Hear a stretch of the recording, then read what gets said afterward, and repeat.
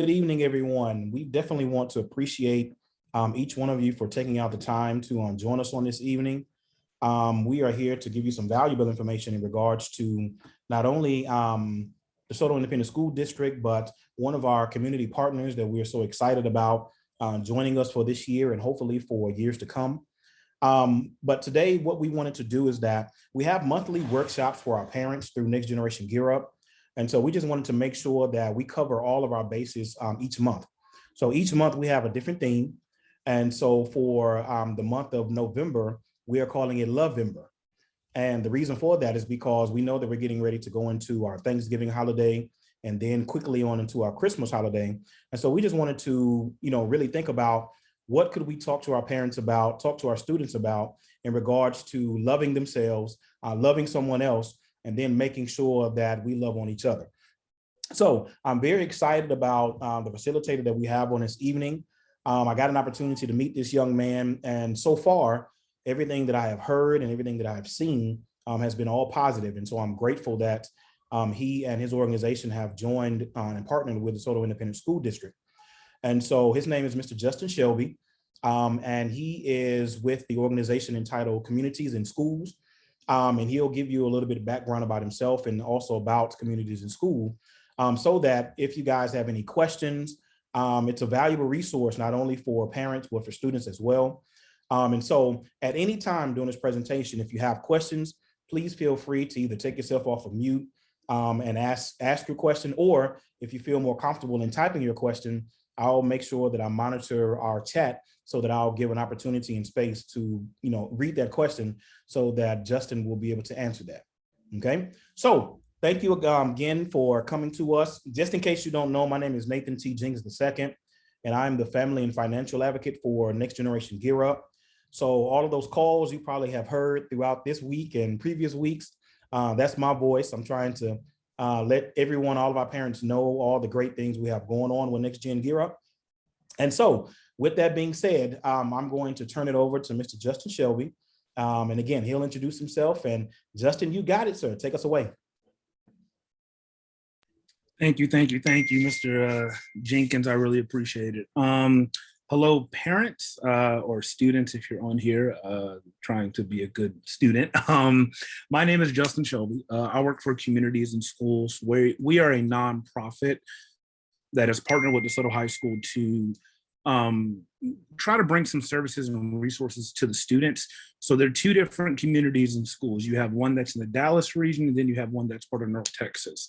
We are the one that's in the Dallas region. We cover Dallas ISD, DeSoto ISD, Midlothian, Sherman. I think we even go all the way out to Ennis and Terrell and a few other really far out districts. But our main goal and our motto is to help kids stay in school and to graduate. That's kind of our end goal here. A little bit of background about me. 24, if you ever see me in person, I look so much older. I probably look like I'm in my 30s. I graduated from UTA with my bachelor's in social work, along with my master's right after. I've been helping young adult males primarily, but just young adults pretty much my entire life. When I was younger, I volunteered with Teen Court. Then after that, started with the Boys and Girls Club, and then just, really trying to give these kids who, in my opinion, and I think it's an objective fact, they are our future. They are the next generation that's going to take the mantle from us and carry it on, and so forth and so forth. And Mr. Jenkins, is it okay if I just go over the little presentation that I have so that the parents are, I guess, a little bit more informed about communities and schools? It shouldn't take more than about a minute or two. Sir, this is your workshop. You take it. Oh, word. Okay, awesome. Okay, all right. Give me just a minute to get this presentation pulled up. Okay, so let's see. Share screen. Parents, while he's getting that together, I'm going to be putting in the chat a link for a sign-in sheet. Everything that we do for Next Gen Gear Up is data. So we need to make sure that we chart and capture all of the parents who have taken the time out to come to our workshop. So just be looking in the chat, and I'll put that link in there for you guys just to click. A few questions, I think it's about 4 questions, and then just continue to get the information from the workshop. Thank you very much. So this is a program overview of Desoto, or that was presented to the faculty members of Desoto High School. And I figured that it's a great tool to use to also present to the parents so that they're well informed about the services that we offer to kids at the high school. And I know that some people may think that the services that we offer are for bad kids or they're for like poor kids. No, these are services for kids. It does not matter their background. It doesn't matter their socioeconomic status. It doesn't matter any type of demographic. If they are a student at DeSoto High School, doesn't matter if they're in SPED, a 504 plan, an IPC, whatever, they are eligible for these services. And because of the pandemic that we're all going through, still going through, every single kid is eligible. So please, if you think that your child or you as a family member or as a family could use these resources, please reach out to me. So the mission of us is to, really just surround students with a community of support and empowering them to stay in school and achieve in life. Because a lot of students need, one caring adult to really change their trajectory in life, to whether it's from good to bad or good to great or great to excellent.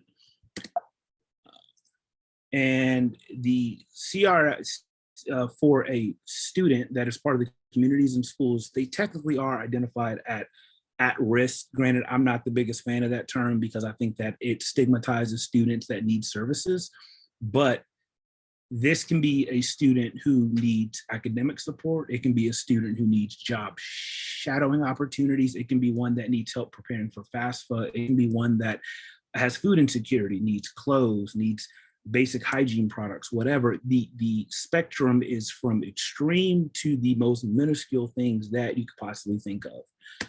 And then the CISDR service model, we have the upper management of communities and schools. Then you have site coordinators like myself, and then you have collaborative partners. Those are typically people that are in the community that see the need for communities and schools or see students that may need some assistance. The way that we work with students and try to get them the assistance that they need is that we do a needs assessment, and then we do planning, and then we do integrated student support through communities and schools and the district. And then we monitor that student over the semester or the years that they're there. And then we do an evaluation at the end of every single school year to see what has improved, what has not improved, or what has stayed stagnant. These are some of the 6 components that we cover. If y'all want to take a screenshot of this, please feel free. It is a lot to go over, but I'm begging y'all, take screenshots, do whatever you have to do. This is all good information, and I'll give it a few seconds before I go to the next slide.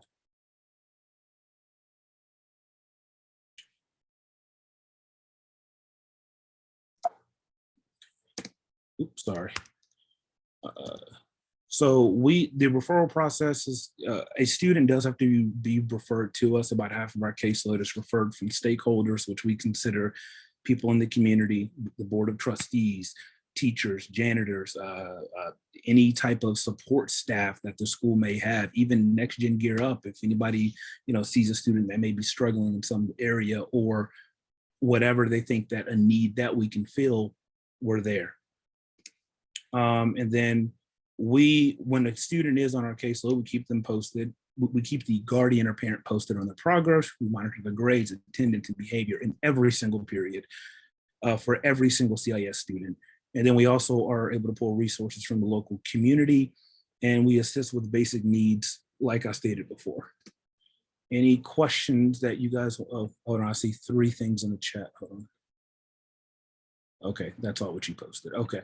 Any parents have any questions that y'all want to unmute yourselves and ask about communities and schools before we go into SEO?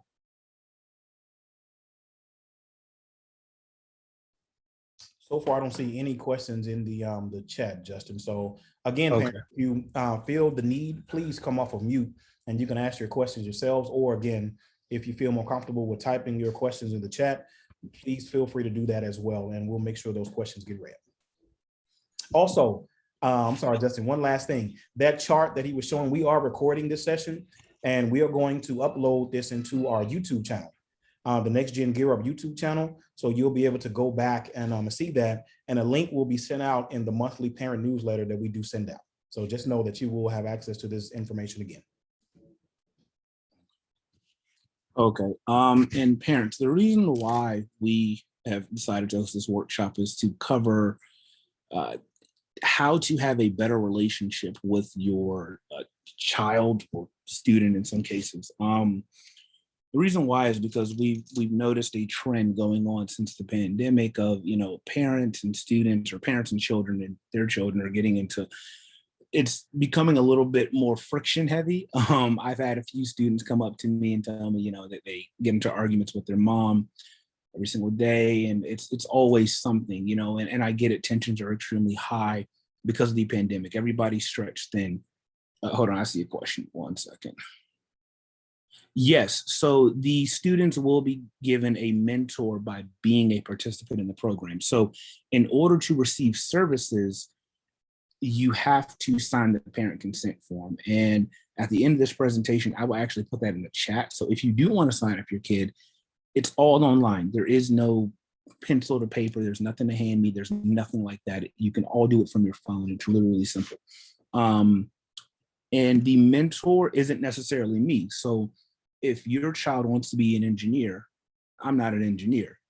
So what I can do is help them get connected with one that's in the local community, and let that person work alongside your child if you so choose. This is a partnership between myself as a site coordinator in communities and schools, the parent, the child, and any other person that you want to kind of jump into the mix to help out that child. So don't think of me as the genie in the bottle that has all the answers.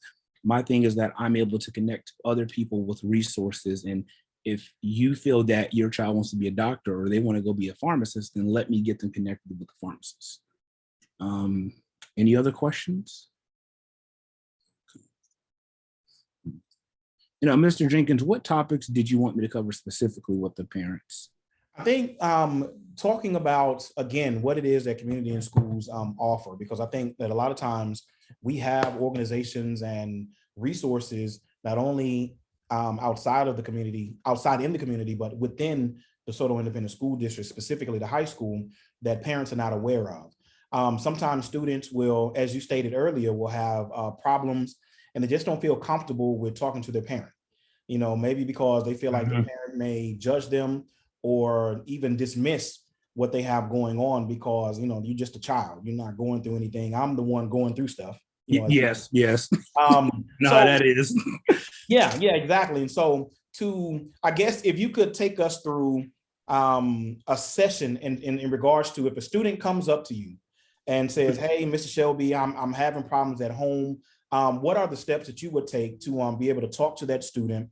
And what other type of resources would you be able to help them? And would you even go as far as to bring the parent in to let the parent know that, hey, these are some issues that your student is having?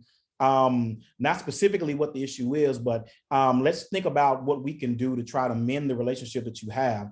Because I remember coming up single parent home, there was things that I just didn't talk to my mom about. Oh yes, 100%. Yeah, listen, I just don't talk to my mom about it. And so all I was left with was talking to a homeboy, which was the worst thing ever. Yes. My homeboy was going through the same thing, or he would tell me what he thought would be the best thing.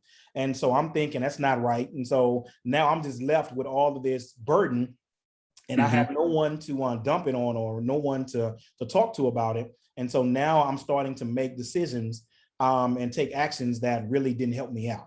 So just talk a little bit about that. Any other resources that you may know that could assist the parents in building the relationships with their student as well? Yes. Okay. Thank you. Yes, you're absolutely right. I've been there where I don't want to talk to my parents about stuff because of fear of judgment or the dismissive ways that, my parents' age group was kind of operating under, because mental health is something that hasn't really been talked about until I'd say probably like the last 10, 15 years, really, where it's been pushed. You forced it into the spotlight. People are being more honest now about what they're going through, the depression, the anxiety, the highs and lows of life. And I think that some kids have a false perception of the world that we live in, and they get on social media. They think that the highlight reels are everybody's real life. But if a student does come to me and they ask me questions, or they inform me that, hey, I'm fighting with my pops all the time, tensions are high, how should what are some options that I have? Well, first I'd figure out exactly what the disagreements are about, because that can tell you a lot about exactly what they're fighting over, and if it's a consistent theme. Is it the fact that you want your child to wear blue jeans and he wants to wear black? Okay, that's fine. We can come to a compromise on that. But if it's something more serious to where my parent just doesn't understand what I'm going through and I'm trying to talk to them and they keep dismissing me, I let the kid air out all of their issues that they may have, because in my room, it's a safe space. I don't judge. They have a space to vent, say whatever they want, because I think that that's what a lot of kids need nowadays, is a place where they can go and not feel judged. And then I'd find a solution for them in that specific instance. And it's a case-by-case basis. This is not a cookie cutter approach. This is not something that can be replicated 1,000 times with the exact same solution. If it's something that is extremely pertinent, then I would rope in the parent and say, hey, your child has come to me with some concerns and some questions, and I'm wondering, are you aware of this? And also, that is what the child's consent as well, because some children literally just want an ear to talk to. They don't want this to go back to their parent. They don't want their parent to find out all this stuff. They just need somebody to vent to get a good idea, or just to let it off their chest. And with that child's consent, I'd be like, do you want to, have a discussion with your parent about some of this stuff, or how has your relationship been with them in the past? Because that can really dictate how things are going to move forward. And if it's always been a really contentious relationship where there's always fighting, there's always, disagreements and tensions are high in the house, then I try to understand and figure out exactly where that parent is coming from, where that child is coming from, and sit them down and be a mediator. Meaning, I'm not going to take sides. I'm Switzerland in this instance. I ain't taking sides. I don't have a dog in the fight. The only goal that I have is for the parent and child to come out of this a better unit, and to have effective communication, because we all know, talking to kids, in one ear, out the other. They'll hear something. Oh yeah. And didn't I tell you to do the dishes? Didn't I tell you to take out the chicken out the freezer when you got home from school? Oh man, the many whoopings I caught because I didn't remember that. But some resources that we do offer is we do offer counseling and supportive guidance. We also have a clinical team that will come out and work with your child on effective communication if it is on their end. And we are also able to set up parent or parent-family engagement opportunities. This is a great question. So in what ways are parents assisted with sorting through emotional stresses? So thank you for asking that. And this kind of ropes back into communities and schools, in that it's not just for the student there, it's also for the family. So when your student signs up, when your child signs up, the entire family gets services. Like, it doesn't just stop with them. If you need mental health help, we got you. If your daughter who's in the 6th grade needs it, we got you. If your husband needs it, we got you. It does not matter who's in that nuclear family or in that house, really. If they need mental health services or any type of services at all, it doesn't just stop at mental health. If they need job treatment job placement, if they need enrichment opportunities, whatever, once you sign up your kid, the services extend to the whole family.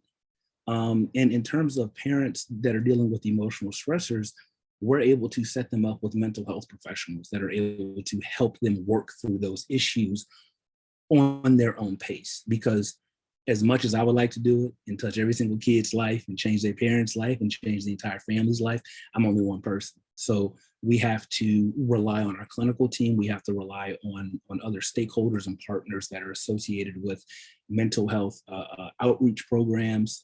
We can get them connected with MHMR if need be. We can have LCDCs come in, LPCs, psychologists, psychiatrists. If you feel that you need an evaluation, we can do that. There are a plethora of opportunities to help out the parent and the child with any type of emotional stressors, because in this day and age, that's put in the spotlight. Everybody's going through this, no matter what they put on social media. Everybody has stress. Everybody has their emotional ups and downs. Any other questions related to what services we can offer the parent or the child or the family. Any examples you guys want to give me? Great questions that we have so far. Justin, let me ask a question. Mhm. All of the resources that are provided by communities and schools, is there a cost to the parents or? No. So this program is 100% free. Sorry, I forgot to mention that. We a nonprofit. We ain't trying to take your money at all. Trust me, we ain't. All of these services are offered 100% free simply by signing up your kid. That's it. There is no cost that's associated with anything that communities and schools has to offer. If you need food, we ain't charging you for that. Oh, somebody raised their hand. The lady with the iPhone, where you at? And feel free, parents, if you just want to hop on and ask a question, then by all means, take yourself off mute or type it in the chat, and we'll do what we can to answer those questions. So yeah, I saw a hand go up with the iPhone. Yeah, that's Yeah, that's it, just the iPhone. Okay, maybe it wasn't a question. Maybe That's a mistake. Maybe they were in agreement. Yeah, hey, facts. Any other questions or people that want to ask? Please, guys, don't be afraid. Don't be scared. Like, would everything be confidential? Yes. So that's actually a great question. Thank you, Miss Ellis. The confidentiality will fall when because we are mandated reporters. So if a student says something that they're going to hurt themselves or other people, or they feel that they're in danger, we have to report it by law. There is no if, and, or buts. There are no loopholes. There are no scapegoats on that one. So what I tell students, to ensure that they understand that I am a mandated reporter, I let them know that confidentiality exists up until the point where you say that you're going to hurt somebody, or you say that you're going to hurt yourself, or do you feel that you are in absolute grave danger? Because I'm not trying to mess around with a kid's life here. I've had to report some stuff before, and fortunately the child understood my position in it and that I was legally obligated to. But other than that, yes, everything is 100% confidential. We have no way to disclose information at all. If an administrator wants to know what your student is going through, we can tell them, I'm sorry, confidentiality. I can't. It doesn't matter what they say. It doesn't matter how they go about it. Confidentiality is so important, because without that, everything else falls apart. Where are services facilitated? Inside of the entire school. Like, I'm roaming throughout the school. So my room number is 1410. I'm in the wing section, which is a decommissioned part of the building. But typically, I'm all across the school. I'm in the lunchroom on the main campus on the academy side. I'm on the freshman side. I'm in the hallways. I'm everywhere. So the services are facilitated wherever the student or the need is. And the next question is, how long are you able to receive services? As long as there's a student at Desoto High School. If you have a freshman that wants to receive services, every school year you're going to have to sign them up, but they will continue to receive services up until they graduate, really. The entire family will receive services until that student actually leaves that school. And the next one is, my daughter struggling with tardiness. How should be guided towards a better way to go about maintaining her schedule more effectively? So, are there women representatives? Yes, there are. Actually, my regional director, woman, like the entire executive team at the headquarters is mainly comprised of women, actually. Yeah. Now that I think about it, yeah, a lot of them are. And we're actually having a new site coordinator come, who is a woman as well. And I think actually most of the sites that are in DeSoto, so at West, Cockrell Hill, Woodridge, and I believe I'm forgetting another school, East, they're all female site coordinators. I'm the only male, so I'm outnumbered over here. To help your daughter pushing to tardiness, if you want, I can post my email in the chat and I can help you out with that privately if you would like. My thing is self-determination. Because my background is in social work, I prefer to let the child dictate where things are going to go once they have all the information. The reason why is because it forces them to hold themselves accountable. If you have everything laid out in front of you, you know that you go down this path, these are the results. You know that you go down path B, those are the results. And whatever path you choose, you have to accept the fact that you chose that when you were 100% made aware of the consequences. We cannot, I'm sure that a lot of us have learned, you cannot force your kid to do anything. You can't. You have to convince them. You have to incentivize. You have to do all these things. So that is a way that we can go with your child if you would like to incentivize her to go to class. Okay, hold on. The person came back with the iPhone. But yeah, that can be something that we discuss in detail a little bit later. Ms. Rao. Oh, thank you. Appreciate that. Any other questions? I think I answered that other one. These are definitely good questions, parents. So please keep them coming. Justin, while parents are thinking about questions, of course, like you, I roam the hallways. You roam the hallways, and DeSoto High School is a typical high school. In the sense of, you do have students that are roaming the halls. You do have students who are tardy to class, sometimes, most of the times of their own doing, not, now it's one thing to have, the bus drop you off late, or, parent dropped you off late, whatever the case might be. But some students are getting to class late because they're hanging out with friends or whatever the case might be. So the question that I have is that, let's say there is a student that is in the hallway, and you continually see this student in the hallway, and you yourself have a concern about that student, like, why am I always seeing this particular student? And I know that in the faculty meeting that we had, you discussed that the referral process is not only from you just observing the students, but students themselves can come to you and say, hey, I think there's a student that you might want to see, and everything else. How often do you have students come up and with the referral process, or is it just mainly your observation, or maybe teachers that send students your way? Primarily, most of the referrals that I get are from stakeholders, so the guidance counselors, the administrators, and the teachers as well. These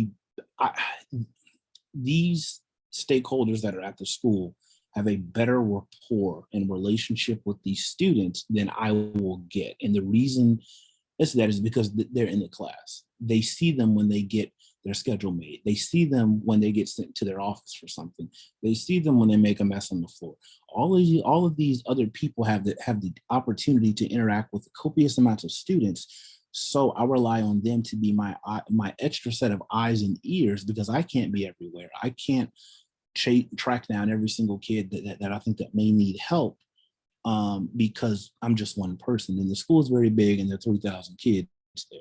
But in terms of students that may be skipping class, and the example that you gave is, how would I interact with this student? Well, for one, I'd find out his name and ID number and find his schedule, find out what classes he's missing, do my research on that, reach out to every single teacher on his schedule, find out, has he been in class, does he skip, is it a habit, have you noticed any changes in this student, or have they even confided in you, about some home changes? And I don't ask for specifics, but I try to gauge whether or not there's been a drastic shift in something outside of school. Because if you're hungry at home, you're not really focused in class. You ain't trying to go. If you're dealing with tension in the household between mom and dad, you're not really thinking about class, right? I mean, you got to think, these kids absorb everything around them. They see everything around them. They hear everything around them. So I try to figure out, is it the kid's decision to not go to class, or something else forcing him to not want to be there? Or is there something going on in that class that makes him feel unsafe or uncomfortable? Because before I start accusing the kid of just wanting to skip because he wants to hang out with his friends, nobody wants to be accused of something that they didn't do. So I do my best to evaluate the situation in a holistic manner to figure out exactly what is the cause for this. Because for every single behavior, no matter how minuscule or how extreme it is, there's a reason as to why somebody's doing that. Regardless if you want to look that deep or not, I like to dig deep.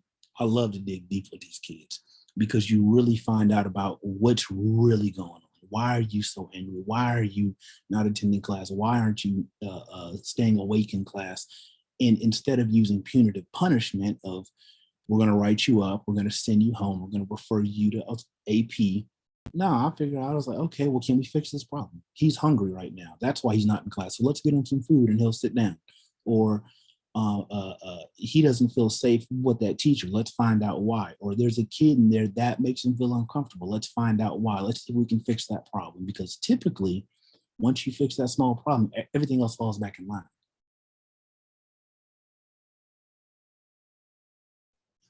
Any other questions from Justin, parents? Okay, iPhone, you raise your hand again. Hi, can you hear me? Yes. No. Oh, okay. I'm sorry. My settings were wrong. I have a unusual problem. My grandson had a coronavirus, and so did 4 other people in our household. So everybody was sick. And there's nothing really in place for people that's actually sick. You know, if somebody is in quarantine, then I think they send them their work. But if they sick and can't do it, when he got back to school, he didn't know what to do. And he told one teacher that he was returning. She said, oh, okay, well, just blend in. She didn't give him any work. And then when he got his report card, he had a 12. And so now, so he started, like you said, hanging out in the hallways because he actually didn't know what to do. Mm-hmm. He was far behind. Mm-hmm. So now I'm on a mission. I couldn't do very much because I had corona myself. And I've been very, very sick too. But we're up and at it a little bit. Mm-hmm. Well, but I've got a mission to accomplish. I have 2 more 6 weeks periods, right? Mm-hmm. His last report card, he had 3 Fs. He's never had an F in 9 years. Now he has 3 Fs. And of course, his GPA is going to matter because he's in high school now. So I have got to get him to A status in a couple of weeks. But I need help. So I'm wondering, can I come through Gear Up or can I come through this community? Yes, you can definitely do both if you would like. It does not, as long as your student is getting help, even if you don't sign up with me, I'll still be in this corner fighting for him. For this specific instance, if you would like, I put my email in the chat. Let me put it again. If you want, go ahead and just email me your son's name and his ID number, and I can pull his schedule, and I can reach out to all of his teachers. Okay. Will I be able to call you and talk to you tomorrow? Because Yes. a lot more information, and Yeah. I don't hold everybody else up. That I completely understand. Yeah. So if you guys want to get in contact with me, you guys can call the high school number, and my extension is 1501. I'm going to put that in the chat as well. Okay. Thank you. No problem. In regards to Next Gen Gear Up, we are here to help all of our 9th and 10th grade students with college, career, and military readiness. And so what that entails is that prepares them not only financially, but also academically as well as mentally, because you do have to have a certain mindset if you are deciding to go to college.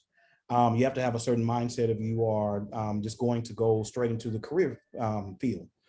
So therefore, we are a resource for you guys. And before we go, I'll make sure that I put my contact information in there as well. That's how we met with Justin and CIS, is through Gear Up. And so therefore, if there's something that we can't do on our end, we definitely will try to get you in contact with another resource that will be able to help. So I do see that there's another question here, Justin, in regards to special needs, as my son is screaming at the other room. Does anyone specialize? Hey, I get He's watching Coco Melon. I'm so tired of Coco Melon, but that's does anyone specialize in special needs is the question. So yes, we do work with students with 504 plans, or the I believe it's the IEP plan. I think that's what it's called. We do work with students that have those plans. We will also be working with Dr. McBride, who's, I believe, over in some way, shape, or form the special needs program. And there's also a few other people that we can connect them with. We also have instructional support coaches as well, or instructional support staff there that will be working with your student that has a 504 plan as well. So if you guys want to, like, or do you have a specific question or concern with a student that has a special needs case, or is this, or do you just want to find out, can we work with them? Because yes, we can work with them.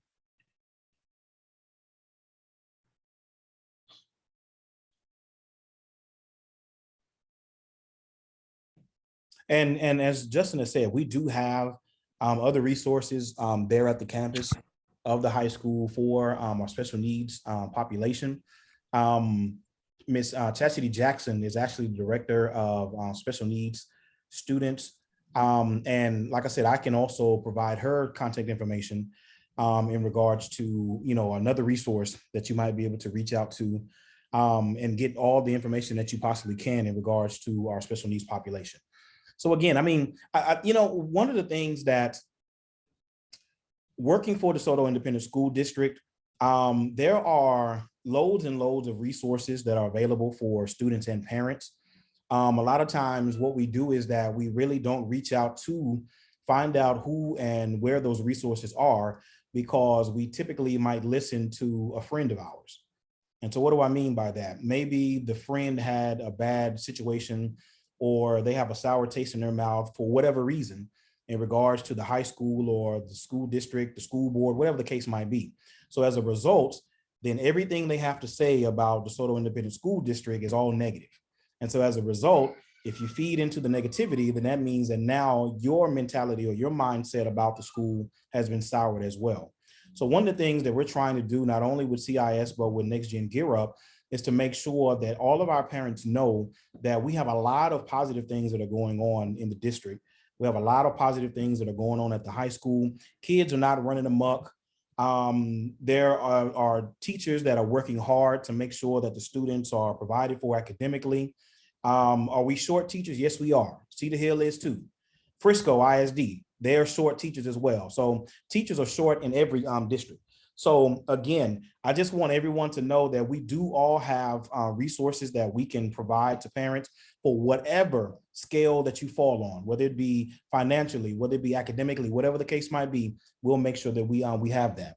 And as I'm talking, I see 2 hands that are going up. So by all means, parents, if you have questions, please feel free to speak.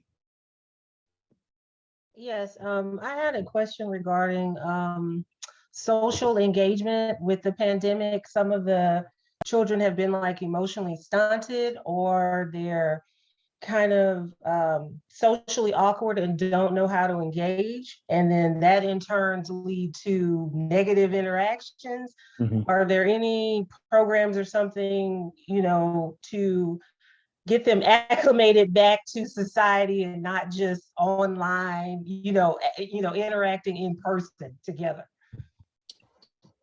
I'm glad that you mentioned that. And I also think that it's really, really important to note that a lot of these kids haven't been in school, specifically in DeSoto, for 2 years. Like they have not actually been in a classroom for 2 years. I mean, we know how kids get when they get a summer break and they come back, and maybe the first week or two you got some issues, but we're talking 24 consistent months of them having to teach themselves and raise themselves in some instances, because a lot of parents didn't have the luxury and the privilege of taking off of work to raise their kid while the pandemic was still going on. Because guess what? Bills still show up, rent still due, credit card bills still due, insurance still got to have that. A lot of us were not fortunate enough to be there with our kids, to be with them every single step of the way, because we still had adult responsibilities. But in regards to socially stunted children, the best route that I believe that they can take is one, give themselves grace. Give themselves as much grace as we give our best friend who keep doing wrong. Give themselves as much grace as we get a pastor when he messed up. Just give them so much just leeway, because they're having to relearn everything. And our lives are never going to go back to normal after this pandemic. What is normal? People wear masks, people fighting over masks, people are putting lawsuits from school districts because they want to have their kids wear masks. We got people shooting up stuff. We got riots. We have so many different things that are going on in this country that affect us, that we're not going to go back to normal. So we have to relearn how to engage other people. We have to relearn how to communicate effectively with our peers, because when you haven't been doing it for almost 2 years, you forget a lot of those things. So the best thing that I think that students and parents can learn is to reach out to their administrators, reach out to the teachers, and find out, can any of them work with their communication skills? And also what I can do on my end is put together a presentation for effective communication, because we can all communicate. Some of us are more effective at it. Some of us are able to get the message across more. And some of our children have selective hearing all the time, except when it comes for food or something that they actually want to go do. So in terms of Ms. Bibbs, do you have a child that is attending the school that needs help with communication, or was this just a broad question? No, she, say for instance, girls and boys don't know how to engage with one another. So she's being harassed instead of what's your name or whatever. It's always, look, let me have a hug, stuff like that. It's just like an inappropriate. Yeah, things that 100%. go on a Yeah. daily basis. I get that. Trust me, I nip that in the bud when I see it. Let me not get. And it's like today, someone had an adult had to intervene on her behalf today, and so this is like every day. Mm-hmm. Then I'm really sorry that your daughter is having to go through all of that stuff. I really, really am. If it's highly unfortunate that these young men, young boys, and even men yet, these young boys do not know how to interact with people of the opposite sex or gender, and they keep thinking that that's appropriate. Something that I will be starting up shortly is a young men's group, just one to teach some of these young boys how to behave like gentlemen, men, and leave that ignorant boy mentality behind, or do you think you're entitled to something because of what? Yeah, look, I ain't gonna try to go too deep into it, because I'm real passionate about this stuff, and I really hate seeing how this type of behavior isn't spoken about nearly as much as it should be in certain areas. But in reference to Ms. Ellis's statement, if y'all ever have a concern like that, please hit my email or my extension and I'll deal with it. I do not, I have a very, very firm policy on that type of tomfoolery, because it leads into other things very quickly. And it's a slippery slope for a lot of these young boys who think that that's acceptable and appropriate with somebody that they do not know, and let alone did you even have that person's consent. So please do not hesitate to email me the student's name, or if your kid is having some issues like that, and I don't care about the gender, I don't care if it's a boy, I don't care if it's a girl, I don't care if it's a teacher. I do not tolerate that at all. And if you would like somebody to advocate on your child's behalf, even if I'm not at this district anymore, I'll be in there advocating on your kid's behalf, because these kids need people that are on their side. These kids need people to show that, okay, even though my mom and dad is not here, I got somebody here who cares for me and who will go to bat for me when I need it. And yes, you were absolutely right. Yeah, there is a lot of aggression as well. I would say that I think a lot of that stems from the communication, that if you do not know how to effectively communicate with your words and use diplomacy, and all you know is violence and fighting, that's what you're going to revert to. So that's where my de-escalation group comes in. That's where my unhealthy and healthy relationship groups come in, because once you were educated on all of that, I think things go a lot smoother. And I've been working with students that have a history of getting into fights about breathing techniques, about how to de-escalate, about how to, one, understand the consequences of getting into fights. Because yeah, you're going to AP, but also in the real world, that's an assault charge.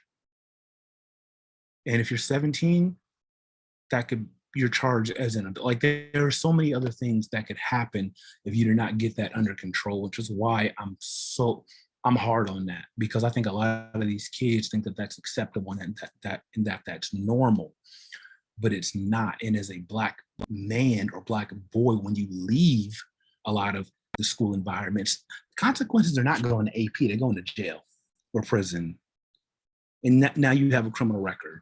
So my goal is to try to curb this behavior and to educate some of these young men and boys on how to deal with their emotions, how to deal with their aggression, how to communicate effectively and use diplomacy, use their words instead of their fists. Get into a debate with the dude instead of trying to throw a right hook, please. Justin, I'm glad that you said that as far as the male mentoring piece that I think is lacking. Just to let you guys know that we are rolling out a girls mentoring group, and I'll share my screen to let you guys see the flyer that's going to come out. And so we have a mentoring group for our 9th grade young ladies as well as our 10th grade young ladies. And it's this is the second time that we've done it. The first time we did it with a small group of young ladies just to see how it would go. And from our understanding and the feedback that we got from those young ladies, they loved it, even to the point to where they asked us if this was something that we would do again. But in regards to the fights and to Justin's point, I have a sophomore. He's my nephew who goes to Desoto High School. And it's interesting because we really have a lot of students that are at the high school that are truly 8th graders. And so what do I mean by that? My nephew was an 8th grader. The pandemic hit. The second semester of his 8th grade year, they all went home. So then the very next year, which was technically his 9th grade year, here we are trying to ramp up again. Some parents decided to send their students back. Some parents decided to keep them home. So it was kind of half and half type thing. So now his entire 9th grade year, he never really stepped foot on the campus. So now here it is his sophomore year. This was really his first time ever stepping foot on a high school campus as a sophomore. But technically he had been in school in the 8th grade. So we have all of our sophomore students, their mindset for the most part seems to be that they're still over at East Middle School, they're at McCowan Middle School, or they're at West Middle School. And so now they're in the building with seniors, they're in the building with juniors, they're in the building with freshmen who were 7th graders when it was time for them to actually step foot on the high school campus. So we have a lot of things that we have to work through. And so hopefully when this pandemic is out of the way and we can start doing things face to face, then we'll be able to bring them together and have these conversations and show the young men how to be able to court the right way. You know, you don't walk up to a young lady and I'm not putting all the onus on the young men, but I've also put some on the young women. I've never seen a day when the young women talk just like the young men. You walk down the hallways and you hear the young ladies, bro, oh, forget that, bro. And I'm looking, I'm like, do you guys realize that you have the same communication as your homeboy or a guy or a dude has? And she could be just as feminine as she wants to be in her dress and her appearance, but because of her communication, then that lets the guy kind of understand or know that she is almost on the same level as him when it comes to the lingo, when it comes to the conversation. And so now with that conversation, now maybe that now allows him to think that he's more comfortable. So he could just walk up to her and put his arms around her, you know, because he may dap his homeboy up. She's talking about bro and just talking common with him. And so now he feels comfortable in doing that. So I think we have a lot of work that we need to do, but I think that we're on the right path of trying to get it together. And I'm glad that you brought that up about your daughter, because now we realize that there is a problem and there's something that we can hopefully do that will help out. So let me share my screen just real quick, just to let you all see what we have going on with our girl mentoring group. I hope you can see my screen. It's called Girl Talk. And basically what it is that they're going to be able to have roundtable discussions. It's called She Believed She Could, So She Did. And so some of the topics of discussion, creating self-love, which is important, identifying healthy relationships. So again, so the young ladies will understand and know that, no, that's not really how a guy is supposed to approach you, forming leadership skills, and also portraying a positive self-image. There's going to be a book study. So the young ladies got a book, they got a t-shirt, they had a bag. And with the book, they were to read certain chapters of that book. And then when they met, they were to discuss those chapters and then also give feedback over how they felt like that book may have impacted their own lives. They get to write in a personal journal so that if they decided they want to share portions of their journal, then they could do that. Again, the t-shirt, and then there were also prizes and everything else. And the young lady who did this, her name is Jamie Love. That's her name there and her business name. And so this was for our 9th grade young ladies. Now for our 10th grade young ladies, we have what is called Girl Talk 2. Okay. Again, she believed she could, so she did. They're going to talk a little bit differently when it comes to their discussions. How do they identify themselves? How does the world see them and how do they see themselves? What is their purpose? Developing those life skills that they would need to take with them as they get older and become young ladies onto full-grown women. Social interactions, once again, how should a young man treat you?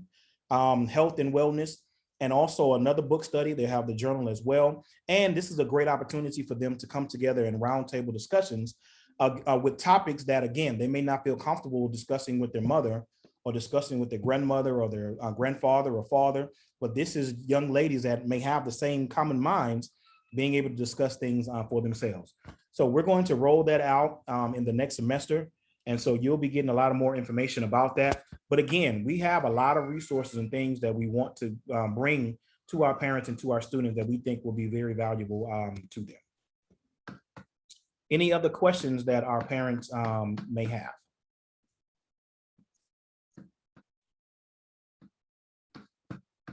No questions? All right. Well, I definitely want to appreciate everyone who has come out on this evening.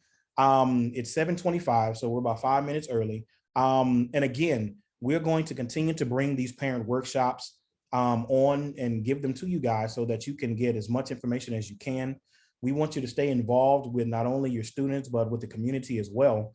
And so by all means, if you have any questions or concerns, you can feel free to email myself. And I put my email address in the chat. It's just simple, nathan.jenkins@desotoisd.org.